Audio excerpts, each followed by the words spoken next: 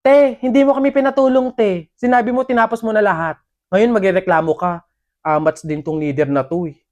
So ayun guys, start na tayo mag-print out ng research natin. Need natin magambagan ng tig 100 pesos. Beb, how much ba lahat ng print?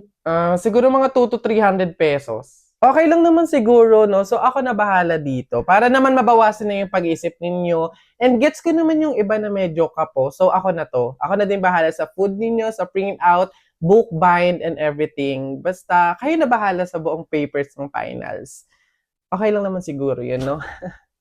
Shucks, guys! Good luck sa defense natin bukas, ha? Kaya natin to. Yes! Good luck sa atin, guys! Let's go! Lo, ha? Saan lumitaw yun? Ay, buhay ka pa pala, be?